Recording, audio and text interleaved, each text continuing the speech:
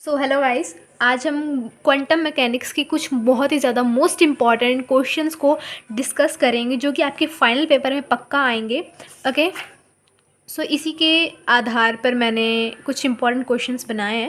Okay, सो देखते हैं आगे। मैंने लिखे हैं एक पेज पे, उसका लिंक आपको पीडीएफ डिस्क्रिप्शन में मिल जाएगा।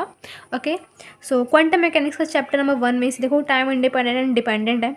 ठीक है, तो पहले तो टाइम डिपेंडेंट श्रोडिंगर इक्वेशन निकालनी पड़ेगी। फाइंड आउट फॉर 3D के लिए बहुत आसान से निकल जाएगी। ठीक है, और इसके बाद टाइम डिपेंडेंट भी है प्लस इंडिपेंडेंट भी होगी। ओके, उसके बाद नॉर्मलाइज वेव फंक्शन और उसके न्यूमेरिकल्स। ठीक है, तो न्यूमेरिकल्स कुछ ये हैं, ये वाला आएगा। ओके, एक्सपेक्टेशन वैल्यू के लिए पढ़ लेना, इन नॉर्मल सी चीज़ें हैं। इसके न्यूमेरिकल्स हैं कुछ ये दो पक्का देख लेना न्यूमेरिकल्स। ओके, और डेफिनेशन कुछ ये हैं। टाइम इंडिपेंडेंट श्रोडिंगर इक्वेशन इस बार आई थी, हो सकता है तुम्हारी बार अब डिपेंडेंट आ जाए। ओके, न्यूमेरिकल तो पक्का ही आएगा, इसको तो गारंटी है। ओके, और कुछ और भी इंपॉर्टेंट क्वेश्चन जानने हैं तो ये कर लें, लेकिन मैंने ये पेपर के लिए पढ़े नहीं थे। अगर तुम लोगों ने देखने हैं तो देख लेना, वैसे ये ज़्यादा इंपॉर्टेंट है इनमें से। ओके, देख लेना आप अगर करना हो तो, लेकिन मैं तो सजेस्ट करूँगी आप यही वाला करना। ओके, नेक्स्ट हमारे पास आता है bond state and arbitrary potential. मतलब मैंने भी जब इसको पढ़ना था मैं भी बहुत ज़्यादा डर गई थी। तो अब देखो मैंने तो क्या क्या अटैम्प्ट करा था पेपर के लिए, क्या क्या पढ़ा था मैंने। पार्टिकल इन 1 डायमेंशन और पार्टिकल इन 3 डायमेंशन, ये दो पढ़े थे। उसके बाद ये पढ़ा था और एक रेक्टेंगुलर बेल पढ़ा था मैंने। टनल इफेक्ट और हार्मोनिक ऑसिलेटर मैंने छुआ तक नहीं था, इसको मैंने छोड़ दिया था। ठीक है, क्योंकि इनको करने से मैं भूल जा रही थी आगे कौन से डेरिवेशन का कौन सा हिस्सा लिखूँ अब मैं। ठीक है, लेकिन जो हार्मोनिक ऑसिलेटर है ये हमारे पास जब से क्वांटम बुक शुरू हुई है, मतलब बहुत लगातार आता ही जा रहा है ये वाला। तो अगर तुम लोगों ने ये दोनों करने होंगे तो देख लेना, लेकिन मैं तुम्हें सजेस्ट करूँगी कि रेक्टेंगुलर बेल करना। और ये 4 जो हैं, 1 2 3 एंड 4, और हो सके तो इन दोनों में से कोई एक कर लेना।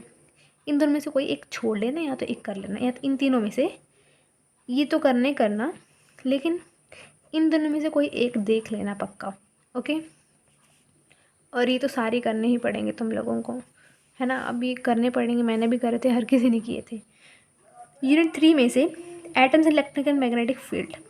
तो इसमें से तुम लोगों ने जो मैंने करे थे इसके बारे में तुमको नॉलेज होना चाहिए, इसके बारे में भी नॉलेज होना चाहिए। Quantum theory of normal जीमन effect is very very important. Classical नहीं पूछा था क्योंकि क्वांटम का पेपर था, तो क्वांटम थ्योरी ही पूछी। उन्होंने बोला था कि कोई थ्योरी लिखनी है अपनी नॉर्मल जीवन इफेक्ट के ऊपर। तो मेरे पास चॉइस थी, या तो मैं क्वांटम करूँ या तो क्लासिकल करूँ। फिर मैंने सोचा कि पेपर क्वांटम का है तो ऑब्वियसली क्वांटम की ही थ्योरी पूछी होगी उन्होंने, तो मैंने क्वांटम थ्योरी की थी। ओके, क्लासिकल थ्योरी जो है वो भी पढ़ लेना, ये भी इंपॉर्टेंट है, ये दोनों इंपॉर्टेंट है। ओके, ये तो मैंने नॉट मच इंपॉर्टेंट इसलिए लिखा था क्योंकि क्वांटम के बारे तो क्वांटम में क्वांटम की ही पूछी जाएगी, लेकिन खास ये वो नहीं है। लेकिन तुम इन दोनों को पढ़ लेना। ओके, लैंडजी फैक्टर के ऊपर न्यूमेरिकल आता है 2 नंबर का।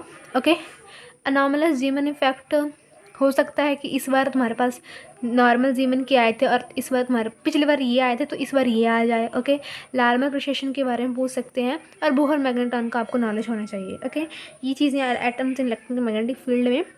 और एक लास्ट यूनिट आती है तो उसमें से तो हम नहीं करेंगे। देखो ये चीज़ तो होगी, इसी चीज़ में मैंने ये वाला चैप्टर भी कंसीडर कर लिया था, मतलब 3rd एंड 4th मैंने इकट्ठी बता दी थी आपको अभी। अगर आपको ये चैप्टर करना है तो इसमें देख लेना, L S and J J coupling important है तुम्हारे पास, और स्पिन ऑर्बिट कपलिंग तुम्हारे पास इंपॉर्टेंट है। बस यही इंपॉर्टेंट है तुम्हारे पास। Okay, thank you so much. मैं आपको लिंक जो होगा PDF का वो मैं डिस्क्रिप्शन में डाल रही हूँ, इस जो मैंने लिखा था यहाँ पे, अब वहाँ से कर लेना।